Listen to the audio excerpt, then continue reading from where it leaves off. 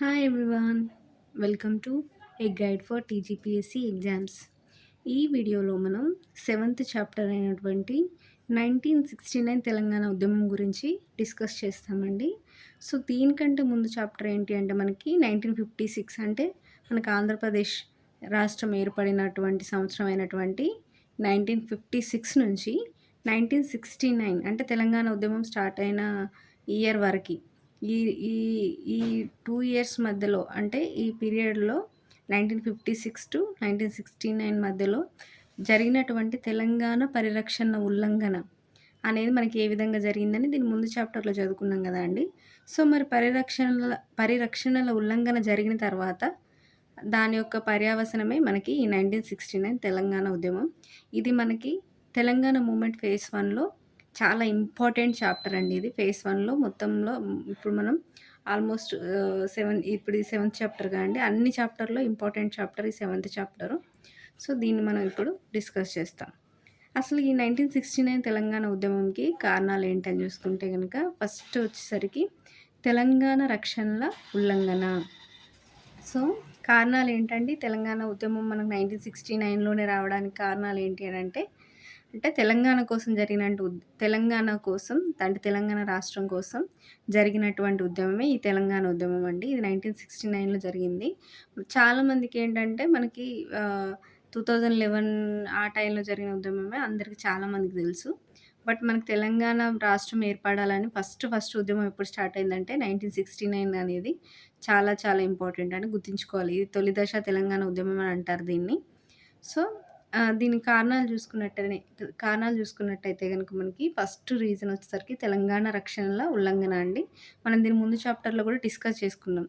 వాళ్ళు ఏ విధంగా తెలంగాణ ప్రాంతము, ఆంధ్ర ప్రాంతంతో కలిసి ఆంధ్రప్రదేశ్ రాష్ట్రం ఏర్పడడానికి ఏ రక్షణలు వాళ్ళు కల్పించారు, ఏ గ్యారంటీస్ వాళ్ళు ఇచ్చారు, వాటిని ఏ విధంగా తుంగలో తొక్కారు, అంటే వాటిని అమలు చేయలేదు అనేది మనం ముందు చాప్టర్‌లో చదువుకున్నాం కదండీ. సో ఇవే తెలంగాణ రక్షణల ఉల్లంఘన మెయిన్ రీజను మనకి 1969 తెలంగాణ ఉద్యమం రావడానికి.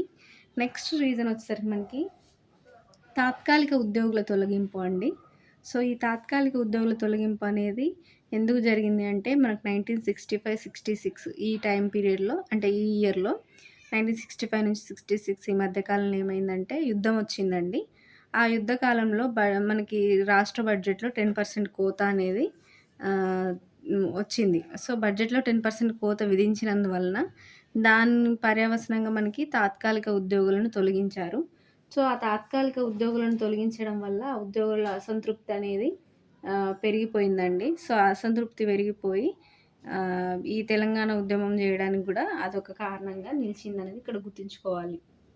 నెక్స్ట్ వచ్చేసరికి 1957 ప్రభుత్వ ఉద్యోగాల చట్టం గురించి తెలుసుకోవాలండి. ఇది కూడా మెయిన్ రీజను 1969 తెలంగాణ ఉద్యమం రావడానికి. సో మనకు తెలుసండి, మనం ఆల్రెడీ ప్రీవియస్ చాప్టర్స్‌లో మనం డిస్కస్ చేసాము. 1957 ప్రభుత్వ ఉద్యోగాల చట్టం అనేది మనకి 59 నుంచి అమల్లోకి వచ్చిందని. సో ఈ 1959 నుంచి అమల్లోకి వచ్చి ఎప్పటిదాకా ఇది అమలు చేయబడిందంటే 1969 దాకా అమలు చేయబడిందండి. సో మీరు ఇక్కడ గుర్తుంచుకోవాల్సింది ఏంటంటే 1959-1969 అంటే 10 ఇయర్స్ అండి. 10 ఇయర్స్ ఒకటేసారి ఒకటే టర్మ్‌లో 10 ఇయర్స్ కాదు. 2 టైమ్స్ పొడిగించడం వల్ల 10 ఇయర్స్ అమలు చేయబడింది అనేది గుర్తుంచుకోవాలి. అంటే ఈచ్ టర్మ్‌లో 5 ఇయర్స్ అనమాట. 1959-1969 మధ్యలో ఫర్ ఎవ్రీ 5 ఇయర్స్ ఒక టర్మ్ అన్నమాట. అట్లా 2 టైమ్స్ పొడిగించడం వల్ల ఈ 10 ఇయర్స్ 1959-1969 మధ్యలో మనకి 1957 ప్రభుత్వ ఉద్యోగాల చట్టం అనేది అమలు చేయబడిందండి. అయితే 1969 మార్చ్ 20 దాకా ఇది అమలు చేయబడింది కదా అండి. అమలు చేయబడిన తర్వాత మరొకసారి అంటే ఇది థర్డ్ టైం అనమాట. అదే సేమ్ డేట్ నుంచి అంటే 1969 మార్చ్ 20 దాకా అది అమలు చేయబడితే ఆ నెక్స్ట్ డే మార్చ్ 21 కదండి. సో ఆ 1969 మార్చ్ 21 నుంచి ఆ ఏదైతే ఎండ్ డేట్ ఉందో ఆ ఎండ్ డేట్ తర్వాత రోజు నుంచి 1974 మార్చ్ 20 దాకా అంటే మళ్ళొక 5 ఇయర్స్ పొడిగించాలనేది కూడా ఒక డిమాండ్ అండి. సో ఈ డిమాండ్ కూడా మనకి ఈ 1916 తెలంగాణ ఉద్యమంకి కారణాలలో ముఖ్యమైన కారణం. సో మనం రీజన్స్ చూసుకున్నాం కానీ కారణాల్లో తాత్కాలిక ఉద్యోగుల తొలగింపు అనేది ఏ యుద్ధ టైంలో జరిగింది అనంటే 1965లో మనకి ఇండియాకి, పాకిస్తాన్‌కి జరిగిన యుద్ధంలో ఆ యుద్ధ కాలంలో బడ్జెట్ కోత విధించబడిందండి. అంటే యుద్ధ సమయంలో ఎక్కువ ఇన్‌కమ్ జనరేట్ అవ్వదు గదండీ! అండ్ ఎక్స్‌పెండిచర్ గూడా ఎక్కువుంటది గాబట్టి బడ్జెట్‌లో 10% కోతలో భాగంగా తాత్కాలిక ఉద్యోగులను తొలగించారనేది ఇక్కడ గుర్తుంచుకోవాలి. మరి తాత్కాలిక ఉద్యోగులంటే ఎవరిక్కడ అనేది ఇక్కడ ఇంపార్టెంట్ పాయింట్. ఎవరు అనంటే తెలంగాణ ప్రాంతీయులే అండి. ఏవైతే పర్మనెంట్ ఉద్యోగాలున్నాయో వాటిని పర్మనెంట్ ఉద్యోగాలు మరియు ఉన్నత ఉద్యోగాలని ఆంధ్ర ప్రాంత ప్రజలకిచ్చి, తాత్కాలిక ఉద్యోగాలను మాత్రం తెలంగాణ ప్రాంత ప్రజలకివ్వడం వల్ల, ఈ ఇప్పుడు బడ్జెట్‌కు 10% కోత వలన తీసేసిన ఉద్యోగులు తాత్కాలిక ఉద్యోగులే అండి. సో, ఇక్కడ నష్టపోయింది ఎవరు అంటే తాత్కాలిక ఉద్యోగుల్లో ఎక్కువ శాతం ఉన్నటువంటి తెలంగాణ ప్రజలే. కాబట్టి ఇది గూడా తెలంగాణ ప్రజల్లో ఆహ్, చో అసంతృప్తికి కారణమైంది. నెక్స్ట్ ఈ ప్రభుత్వ ఉద్యోగాల చట్టం గూడా మనకి 2 టైమ్స్ పెంచారు 1969 దాకా అనుకున్నాం గదండీ! తర్వాత మళ్ళొకసారి పెంచాలని మనకి 1969 మార్చ్ 21 నుంచి 1974 మార్చ్ 20 దాకా మళ్ళొకసారి ఇంకొక 5 ఇయర్స్ పెంచాలి అని జెప్పి తెలంగాణ ప్రజలు కోరుకున్నారు. కోరుకుంటే అది ఆంధ్ర ప్రాంత ప్రజలు దీన్ని కోర్ట్‌లో సవాల్ జేశారండి. కోర్ట్‌లో సవాల్ జేసినప్పుడు మనకి సుప్రీం కోర్ట్ 1969 మార్చ్ 28న అంటే 1969 మార్చ్ 28న ఇది ఇంపార్టెంట్ అండి. మనం దీనిని మళ్ళీ డిస్కస్ చేస్తాము. ఆ టాపిక్ వచ్చినప్పుడు. సో, 1969 మార్చ్ 28న ఏమని తీర్పిచ్చిందనేది ఇంపార్టెంటు సుప్రీం కోర్టు. దేనికి సంబంధించి అంటే 1957 ప్రభుత్వ ఉద్యోగాల చట్టం గురించి ఒక తీర్పిచ్చింది 1969 మార్చ్ 28న. ఏమనిచ్చింది అనంటే నివాస యోగ్యతకు సంబంధించిన నియమాలు చెల్లవని పేర్కొన్నది. అంటే నివాస యోగ్యత రాష్ట్రానికంతా వర్తించాలి గానీ, రాష్ట్రంలోని ఒక ప్రాంతానికి వర్తించదని కోర్టు తీర్పు సారాంశం. సో, దీని అర్థం ఏంటి అనంటే, ఇప్పుడు మనకి ఈ చట్టం ప్రకారం ఏంటంటే 1957 ప్రభుత్వ ఉద్యోగాల చట్టం ఎందుకు తీసుకొచ్చారు? తెలంగాణ ప్రాంత ప్రజలకు ఉద్యోగ అవకాశాల్లో సమాన అవకాశాలు కల్పించాలి. వాళ్ళకు సమన్యాయం జరగాలి ప్రభుత్వ ఉద్యోగాల అవకాశాల్లో అని జెప్పి చట్టం తీసుకొచ్చినారు. సో, అందువలన మనకి అప్పుడు ఆంధ్రప్రదేశ్ రాష్ట్రంలో తెలంగాణ అనేది ఒక ప్రాంతం మాత్రమే గాబట్టి, తెలంగాణ ప్రాంత ప్రభుత్వ ఉద్యోగాలు తెలంగాణ ప్రాంత ప్రజలకు దక్కాలి. ఏవైతే ఎలిజిబుల్ పోస్టులు ఏవైతే ఉంటాయో వాటికి ఎలిజిబుల్ పర్సన్స్‌కే చెందాలనేది దీని యొక్క సారాంశం. ఈ 1957 ప్రభుత్వ ఉద్యోగాల చట్టం యొక్క సారాంశం. కానీ ఇక్కడ సుప్రీం కోర్ట్ ఏమంది? అట్లా ఒక ప్రాంతానికి ఎట్లా అది అమలు చేస్తారు? అంటే ఇప్పుడు ప్రభుత్వ ఉద్యోగం అనేది రాష్ట్ర గవర్నమెంట్ ద్వారా నియమించబడిన ప్రభుత్వ ఉద్యోగాలు రాష్ట్రంలో ఉన్నటువంటి అన్ని ప్రాంతాలకు సమానంగా ఉండాలి. అందరి ప్రజలకు సమానంగా ఉండాలి గానీ, తెలంగాణ ప్రాంతానికి ఇది సెపరేట్‌గా అట్లా అమలు చేస్తారు?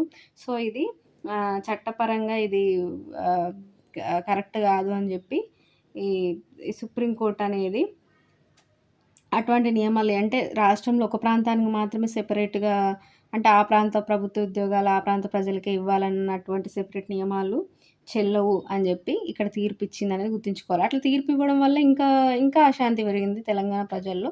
ఎందుకు అనంటే ఇప్పుడు ఇచ్చిన ఉద్యోగాలను తొలగించారు. వాళ్ళకిచ్చినయి తాత్కాలిక ఉద్యోగాలు సో, వాటిని గూడా తొలగించారు. ఎందుకు బడ్జెట్‌లో 10% కోత అని. నెక్స్ట్ ఏదైతే మనకి తెలంగాణ ప్రాంత ప్రజలకి మనకు ఆల్రెడీ ఒప్పందంలో భాగంగానే ఈ చట్టం తీసుకొచ్చారండి. ఏంటి ఒకవేళ మేము ఆంధ్ర ప్రాంతంతో కలిసి ఆంధ్రప్రదేశ్ రాష్ట్రంగా ఏర్పడితే, మా అవకాశాలు దెబ్బతీయొద్దు అనేది అక్కడ ముఖ్య ఉద్దేశ్యం గదండీ! సో, దాంట్లో గ్యారంటీయే తెలంగాణ ప్రాంత ప్రభుత్వ ఉద్యోగాలు తెలంగాణ ప్రాంత ప్రజలకే ఇవ్వాలనేదే అక్కడ చేసుకున్న ఆహ్, ఒప్పందం. ఏది తెలంగాణ ప్రాంతం, ఆంధ్ర ప్రాంతంతో కలిసి ఆంధ్రప్రదేశ్ రాష్ట్రంగా ఏర్పడడానికి ముందు చేసుకున్న ఒప్పందం. సో, ఆ ఒప్పందంలో భాగంగానే ఈ చట్టం తీసుకొచ్చింది కేంద్ర ప్రభుత్వం. ఈ చట్టం తీసుకొచ్చిన తర్వాత మళ్ళా సుప్రీం కోర్ట్ అట్టెట్లుంటది? ఒక రాష్ట్రంలోని ఒక ప్రాంతానికి సెపరేట్ నియమాలెందుకుంటాయి? రాష్ట్రం మొత్తానికి ఒకటే నియమాలుండాలి అని జెప్పి, ఆ నియమాలు చెల్లవని జెప్పి కొట్టేసిందనేది గుర్తుంచుకోవాలి. సో, ఏ కాస్ తోటి మనకి ఏ గ్యారంటీ తోటి ఆంధ్రప్రదేశ్ రాష్ట్రం ఏర్పడిందో, ఆ గ్యారంటీ, ఆ కాస్ అనేది ఇక్కడ చెల్లుబాటు గాదు అని చెప్పేసరికి తెలంగాణ ప్రజలు ఇంకా అశాంతి రేగింది. ఇంకా అసంతృప్తి పెరిగింది. సో, అట్లా వా ఇది మెయిన్ రీజన్ అయిందనేది గుర్తుంచుకోవాలి 1969 తెలంగాణ ఉద్యమానికి. నెక్స్ట్ బిట్ వచ్చేసరికి fourth bit high court division bench ఒక తీర్పులో 1957 పబ్లిక్ ఎంప్లాయ్‌మెంట్ యాక్ట్‌లో ఏ రూల్‌ని పరిగణలోకి తీసుకోకుండా అనేక సడలింపులు ఇచ్చింది అని పేర్కొంది. సో, ఇక్కడ ఇంకోటేంటంటే హైకోర్టు డివిజన్ బెంచ్ అనేది మనకి రాష్ట్ర హైకోర్టు డివిజన్ బెంచ్ అనేది ఒక తీర్పు అంటే ఒక కేస్‌లో అండి ఒక కేస్‌కి సంబంధించిన తీర్పులో ఏమని చెప్పిందంటే, పబ్లిక్ ఎంప్లాయ్‌మెంట్ యాక్ట్‌లోని రూల్ 3 అనేది ఉంటదండి. ఈ రూల్ 3ని పరిగణలోకి తీసుకోకుండా అనేక సడలింపులిచ్చి అంటే స్థానికులకు గాకుండా స్థానికేతరులకు ఉద్యోగం ఇచ్చింది రాష్ట్ర గవర్నమెంట్ అని జెప్పి ఇక్కడ పేర్కొంది హైకోర్ట్ డివిజన్ బెంచ్ అనేది గుర్తుంచుకోవాలి. ఏ తీర్పు అంటే ఒక కేస్‌కి సంబంధించిన తీర్పులో హైకోర్ట్ డివిజన్ బెంచ్ ఇక్కడ పేర్కొన్నది. అంటే హైకోర్ట్ డివిజన్ బెంచ్ కూడా ఒప్పుకుంది. అంటే రూల్ 3ని పరిగణలోకి తీసుకోకుండా ఈ 1957 పబ్లిక్ ఎంప్లాయ్‌మెంట్ యాక్ట్‌లోని రూల్ 3ని పరిగణలోకి తీసుకోకుండా వీళ్ళు అనేక సడలింపులు ఇచ్చిర్రు. ఇచ్చి స్థానికులకు గాకుండా ఎవరైతే ఎలిజిబుల్ పీపుల్ ఉంటారో వాళ్ళకి గాకుండా తెలంగాణ ప్రాంత గవర్నమెంట్ ఉద్యోగాలని స్థానికేతరులకిచ్చారు. ఈ రూల్ 3ని పరిగణలోకి తీసుకోకుండా అని జెప్పి హైకోర్ట్ డివిజన్ బెంచ్ గూడా ఇక్కడ ఒప్పుకున్నదనేదే ఇక్కడ గుర్తుంచుకోవాల్సిన విషయం. నెక్స్ట్ మనకి ఇంకా ఏమేం జరిగినాయనంటే, ఈ తెలంగాణ 1916 తెలంగాణ ఉద్యమం వచ్చే ముందు కోఆపరేటివ్ సొసైటీ ఆహ్, కోఆపరేటివ్ సొసైటీలో డిప్యూటీ రిజిస్ట్రార్స్‌గా రాష్ట్ర వ్యాప్తంగా బాధ్యతలు నిర్వహిస్తున్న మొత్తం 300 మంది ఉన్నారండి అప్పుడు ఆ టైంలో. అంటే కోఆపరేటివ్ సొసైటీస్‌లో ఏ పోస్ట్‌లో అంటే డిప్యూటీ రిజిస్ట్రార్ పోస్ట్‌లో మొత్తం 300 మంది ఉన్నారు రాష్ట్ర వ్యాప్తంగా.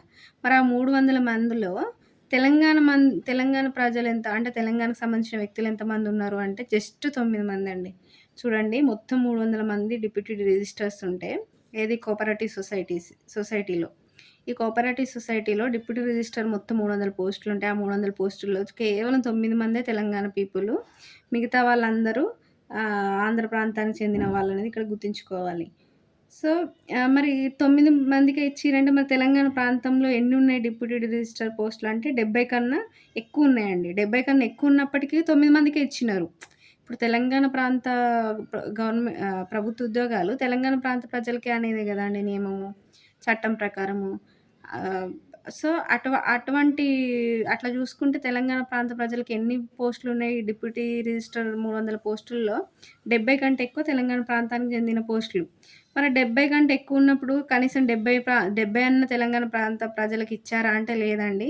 ఉండడమే తక్కువున్నాయి 70 ఉన్నాయి 300లో. ఆ 70లో గూడా మళ్ళీ ఆ 70 గూడా ఫిల్ జేయకుండా జస్ట్ ఒక 9 మంది మాత్రమే తెలంగాణ పీపుల్ ఉన్నారు. ఈ డిప్యూటీ రిజిస్ట్రార్ పోస్టుల్లో అనేది ఇక్కడ గుర్తుంచుకోవాలి. అంటే ఇక్కడ ఇవ్వడమే తక్కువిచ్చినారు. ఆ తక్కువని గూడా ఫిల్ జేయకుండా ఇంకా తక్కువగా ఓన్లీ 9 మందే ఉన్నారు. ఈ కోఆపరేటివ్ సొసైటీ డిప్యూటీ రిజిస్టర్ పోస్టులని గుర్తుంచుకోవాలి. నెక్స్ట్ బిట్ వచ్చేసరికి డిస్ట్రిక్ట్ పంచాయతీ ఆఫీసర్ అండి. సో, డిస్ట్రిక్ట్ పంచాయతీ ఆఫీసర్ అనేవాళ్ళు డిస్ట్రిక్ట్ ఒకరుంటారు గదండీ! సో, తెలంగాణకు సంబంధించి ఆ టైంకి 9 డిస్ట్రిక్ట్స్ ఉంటే, ఆ 9 డిస్ట్రిక్ట్స్‌కి 9 డిస్ట్రిక్ట్ పంచాయతీ ఆఫీసర్స్ ఉంటారు. ఇందులో ఒక్కరు గూడా తెలంగాణ పీపుల్ లేరు. అంటే తెలంగాణకు సంబంధించిన డిస్ట్రిక్ట్స్‌లో గూడా తెలంగాణ వ్యక్తి ఎవ్వరు లేరు డిస్ట్రిక్ట్ పంచాయతీ ఆఫీసర్‌గా. చూడండి అంటే తెలంగాణ డిస్ట్రిక్ట్స్‌లో తెలంగాణ ఆఫీసర్ లేకపోవడం ఏంటండి? అదే అందుకే తీవ్రమైన అశాంతి, అసంతృప్తి రేగినాయి ప్రజల్లో, తెలంగాణ ప్రజల్లో అనేది ఇది గూడా వన్ ఆఫ్ ద రీజన్ అనేది గుర్తుంచుకోవాలి. నెక్స్ట్ వచ్చేసరికి మనకి జాబ్ ప్రమోషన్స్ చూసుకుంటే, సో, ఇట్లా మనం వన్ బై వన్ చూసుకుంటున్నామండి. కోఆపరేటివ్ సొసైటీలో చూసుకుంటే తెలంగాణ ప్రజల ప్రాతినిధ్యం ఎంతుంది? డిస్ట్రిక్ట్ పంచాయతీ ఆఫీసర్ పోస్టులు చూసుకుంటే అందులో ఎంతమందున్నారో అసలెవరూ లేరు. నెక్స్ట్ జాబ్ ప్రమోషన్స్ చూసుకుంటే గనక మనకి common seniority list to both so, common seniority list అనేది తీశారండి 2 ప్రాంత ప్రజలకి. అంటే ఆంధ్ర ప్రాంత ప్రజలకి, తెలంగాణ ప్రాంత ప్రజలకి ఇద్దరికీ కామన్ సీనియారిటీ లిస్ట్ తీశారు జాబ్ ప్రమోషన్స్‌లో. సో, కామన్ సీనియారిటీ లిస్ట్ తీయడం వల్ల ఆంధ్ర ప్రాంతానికి సంబంధించిన నియమ నిబంధనలు ఇక్కడ పాటించడం వల్ల ఏమైందంటే, తెలంగాణ ప్రజలకి ఈ జాబ్ ప్రమోషన్స్‌లో అన్యాయం జరిగింది. కరెక్ట్‌గా వాళ్ళకి రావాల్సిన వాళ్ళకి ప్రమోషన్స్ రాలేదు. మొత్తం ఆంధ్ర ప్రాంత ప్రజలకే వచ్చిందనేదే ఇక్కడ అంటే మెజారిటీ వాళ్ళకే వచ్చినాయి. జాబ్ ప్రమోషన్స్ అనేది గూడా ఇక్కడ మనం గుర్తుంచుకోవాలి. నెక్స్ట్ బిట్ వచ్చేసరికి మనకి అక్రమంగా నియమించబడిన టీచర్స్. సో, మనకి తెలంగాణ ప్రాంతానికి సంబంధించిన టీచర్స్ ఉద్యోగాలు ఉంటాయి గదండీ! గవర్నమెంట్ ఉద్యోగాలు. సో, ఆ గవర్నమెంట్ ఉద్యోగాల్లో అక్రమంగా నియమించబడిన వారు ఎంతమంది అంటే 1967 నాటికి 4000 మందండి. మనకు ఉద్యమం జరిగింది 1969 గదా! అంటే 2 ఇయర్స్‌కి ముందు చూసుకుంటేనే 4,000 మంది అక్రమంగా నియమించబడినారు. ఏ పోస్టులో అండి? తెలంగాణ ప్రాంతానికి సంబంధించిన టీచర్స్ పోస్టులు. సో, ఇక్కడ గూడా అక్రమంగా నియమించబడినారంటే మీన్స్ ఇక్కడ ఏంటి అంటే స్థానికులకు ఇవ్వాల్సిన పోస్టులు స్థానికులకు ఇవ్వకుండా స్థానికేతరులకు ఇచ్చిర్రు. అంటే ఇక్కడ డైరెక్ట్‌గా ఏంటి ఇక్కడ ఆంధ్ర ప్రాంత వాళ్ళు తెలంగాణ ప్రాంతానికి సంబంధించిన తెలంగాణ ప్రాంత ఉద్యోగాలైనటువంటి టీచర్స్ ఉద్యోగాలు 4,000 పోస్టులు వాళ్ళు ఆక్రమించుకున్నారు అనేది ఇక్కడ గుర్తుంచుకోవాలి. ఏ ఇయర్ వరకు ఇది మరి అంటే 1967 వరకు చూసుకుంటే అండి. నెక్స్ట్ బిట్ వచ్చేసరికి సో 1967లో కాలేజ్ ఫీజుల పెంపు చేసిందండి ఆంధ్రప్రదేశ్ గవర్నమెంటు. అంటే 2 ఇయర్స్ ముందు మనకి తెలంగాణ ఉద్యమం స్టార్ట్ అయ్యే 2 ఇయర్స్ ముందు మనకి కాలేజ్ ఫీజుల పెంపు చేస్తే అంటే పెంచడం వల్ల విద్యార్థుల్లో అశాంతి రేగిందండి. అంటే అసంతృప్తి పెరిగింది. ఎందుకు కాలేజ్ ఫీజులను పెంచారని చెప్పి తీవ్రంగా వ్యతిరేకిస్తే తర్వాత మళ్ళీ గవర్నమెంట్ వెనక్కి తగ్గి ఆ కాలేజ్ ఫీజులు ఎంతైతే పెంచిరో మళ్ళీ దాన్ని తగ్గించిందనేది ఇక్కడ గుర్తుంచుకోవాలి. అంటే ఇది కూడా వన్ ఆఫ్ ద రీజన్ అని మనం గుర్తుంచుకోవాలండి. నెక్స్ట్ బిట్ వచ్చేసరికి ఇక్కడ ఏమైందంటే విద్యార్థుల వ్యతిరేకత ఎట్లా ఏర్పడింది అనేది ఇక్కడ మనం 10th బిట్‌లో డిస్కస్ చేస్తామండి. ఉస్మానియా యూనివర్సిటీకి సంబంధించి. సో, ఉస్మానియా యూనివర్సిటీ విద్యార్థుల్లో వ్యతిరేకత ఏర్పడింది. ఏ విధంగా ఏర్పడింది అనంటే, అంటే గవర్నమెంట్‌కి యాంటీగా కొంతమంది, గవర్నమెంట్‌కి ఫేవర్‌గా కొంతమంది డివైడ్ అయ్యారండి. ఎందుకు అనంటే, మనకప్పుడు ఆ టైంకి ఈ 1969 తెలంగాణ ఉద్యమం జరిగే టైంకి మనకి ఓయూ వైస్ ఛాన్సలర్ ఎవరున్నారు అంటే 1967 ఆ టైంలో మనకు ఓయూ వైస్ ఛాన్సలర్ ఎవరు ఉన్నారంటే డిఎస్ రెడ్డి అండి. సో, ఎవరండి ఈయన? ఉస్మానియా యూనివర్సిటీకి వైస్ ఛాన్సలర్. సో, ఈ డిఎస్ రెడ్డికి అప్పుడున్న ముఖ్యమంత్రి ఎవరండి? కాసు బ్రహ్మానందరెడ్డి. సో, ఈ కాసు బ్రహ్మానందరెడ్డికి మనకి ఉస్మానియా యూనివర్సిటీ వైస్ ఛాన్సలర్ అయినటువంటి డిఎస్ రెడ్డికి ఇద్దరికీ విభేదాలు ఉన్నాయండి. సో, విభేదాలు ఉండడం వల్ల మనకు ముఖ్యమంత్రి ఎవరు? కాసు బ్రహ్మానందరెడ్డి కదండీ! ఈయన ఏం చేసిండంటే వీళ్ళిద్దరికి విభేదాలు ఉండడం వల్ల ఈ డిఎస్ రెడ్డిని తొలగించాలి ఎట్లయినా సరే ఈ ఓయూ వైస్ ఛాన్సలర్ పోస్ట్ నుంచి అని చెప్పి ఈయన కుళ్ళుతోటి ఏం చేశాడంటే ఈ ఓయూ వైస్ ఛాన్సలర్ పదవి కాలం జనరల్‌గా 5 ఇయర్స్ ఉండేదండి అప్పటిదాకా. ఈయన ఏం చేశాడంటే ఈ 5 ఇయర్స్‌ని 3 ఇయర్స్‌కి తగ్గించిండు. యూనివర్సిటీ చట్టాన్ని మార్చి ఈ ఓయూ వైస్ ఛాన్సలర్ పదవి కాలాన్ని 5 సంవత్సరాల నుంచి 3 సంవత్సరాలకు తగ్గించాడండి. తగ్గియడం వల్ల ఏమైంది అనంటే ఈ డిఎస్సి రెడ్డి యొక్క పదవి అనేది ఈయన కోల్పోయాడు. సో, ఆయన ఉద్దేశ్యం కూడా అదే. ఈయనను తొలగించి ఈయన ప్లేస్‌లో ఈయన ముఖ్యమంత్రికి ఫేవర్‌గా ఉన్న వ్యక్తిని ఈ వైస్ ఛాన్సలర్‌గా నియమించాలని చెప్పి. సో, 5 ఇయర్స్ నుంచి 3 ఇయర్స్‌కి తగ్గించడం వల్ల ఈయన ఇంకా 2 ఇయర్స్ పదవి ఉండేది ఈయనకు. బట్ 3 ఇయర్స్‌గా కుదించడం వల్ల ఆయన పదవి కాలాన్ని ఆయన ఆహ్, ఆహ్, ఆహ్, త కోల్పోయిండండి. అంటే 2 ఇయర్స్ తగ్గించడం వల్ల కోల్పోయి ఈయన పదవి నుంచి తొలగించబడ్డాడు డిఎస్ రెడ్డి. తొలగించబడిన తర్వాత అప్పుడు ఏం చేశాడు కాసు బ్రహ్మానందరెడ్డి ఆయనకు ఫేవర్‌గా ఉన్నటువంటి పిన్నమనేని నరసింహారావు. ఈ పిన్నమనేని నరసింహారావుని వైస్ ఛాన్సలర్‌గా నియమించిండు. దేనికి? ఓయూకి ఉస్మానియా యూనివర్సిటీకి. అప్పుడేమైంది అంటే ఈ బ ఎవరైతే డిఎస్ రెడ్డిని తొలగించి పిన్నమనేని నరసింహారావుని నియమించిండ్రో అప్పుడు ఈ ఉస్మానియా యూనివర్సిటీ విద్యార్థుల్లో కొంతమంది ఈ సీఎంకి ఎగెయిన్స్ట్‌గా సమ్మె చేశారండి. అంటే అట్లా అక్రమంగా డిఎస్ రెడ్డిని తొలగించి ఈ పిన్నమనేని నరసింహారావుని ఎందుకు మీరు నియమించిర్రని చెప్పి సీఎం నిర్ణయానికి వ్యతిరేకంగా అంటే ఎగెయిన్స్ట్ సీఎం ఎవరి నాయకత్వంలో సమ్మె జరిగిందనేది ఇంపార్టెంట్ అండి. జైపాల్ రెడ్డి నాయకత్వంలో. సో, ఇది వెరీ వెరీ ఇంపార్టెంట్. ఎవరి నాయకత్వంలో అండి? జైపాల్ రెడ్డి నాయకత్వంలో సమ్మె జరిగింది. దేనికి అనంటే ఎగెయిన్స్ట్ సీఎం అండి. అంటే ఇది సీఎంకి వ్యతిరేకంగా సమ్మె చేసినటువంటి ఒక వర్గం అని గుర్తుంచుకోవాలి. తర్వాత కొంతమంది సీఎంకి ఫేవర్‌గా కూడా ఉన్నారండి. కొంతమంది ఎవరైతే సీఎంకి ఫేవర్‌గా ఉన్నారో వాళ్ళు ఎవరి నాయకత్వంలో ఉన్నారు సీఎంకి ఫేవర్‌గా అంటే వెంకటరెడ్డి నాయకత్వంలో ఫేవర్‌గా ఉన్నారండి. ఈ జైపాల్ రెడ్డి నాయకత్వంలో మాత్రం ఎగైనెస్ట్‌గా ఉన్నారు. అంటే ఇక్కడ 2 వర్గాలుగా విడిపోయిర్రు ఉస్మానియా యూనివర్సిటీ విద్యార్థులు అనేది ఇక్కడ గుర్తుంచుకోవాలి. తర్వాత మరి ఏమైంది లాస్ట్‌కి అనంటే ఇట్లా అంటే ఇట్లా యూనివర్సిటీ యొక్క యూనివర్సిటీలకు మామూలుగానే స్వయం ప్రతిపత్తి ఉంటదండి. సో, అటువంటి విషయాల్లో గవర్నమెంట్ అనేది ఇన్వాల్వ్ అవ్వకూడదు అని చెప్పి న్యాయస్థానం కొట్టేసిందండి దీన్ని. దేన్ని ఈ పి నరసింహారావు ఎవరైతే ఈ పిన్నమనేని నరసింహారావు ఎన్నిక ఉన్నదో ఆ ఎన్నికను కొట్టివేసింది న్యాయస్థానం.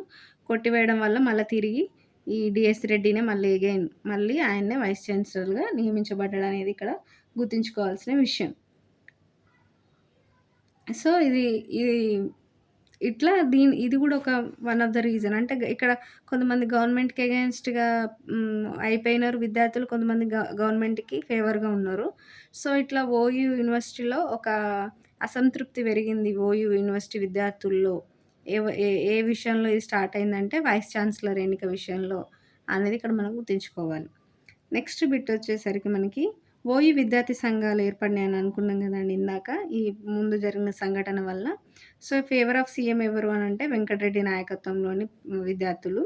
ఎగైనిస్ట్ సీఎం ఎవరు అంటే మనకు మల్లికార్జున్ నాయకత్వంలోని విద్యార్థులు. సో, ఇక్కడ జైపాల్ రెడ్డి ఎవరు అనంటే ఈ నిర్ణయానికి వ్యతిరేకంగా అంటే ఈ డీఎస్ రెడ్డిని పదవిని తొలగించి అంటే 5 ఇయర్స్ నుంచి 3 ఇయర్స్‌కి తగ్గించడం వల్ల ఆయన పదవిని కోల్పోయేలాగా జేసి, ఆయన ప్లేస్‌లో పిన్నమనేని నరసింహారావుని నియమించడం అనే నిర్ణయానికి వ్యతిరేకంగా మాత్రమేనా జైపాల్ రెడ్డి నాయకత్వంలో సమ్మె జరిగింది. మరి ఇక్కడ విద్యార్థి సంఘాలు ఎలా ఏర్పడ్డాయనంటే ఫేవర్ ఆఫ్ సీఎం ఎవరు అంటే వెంకటరెడ్డి నాయకత్వంలోని విద్యార్థి సంఘాలు.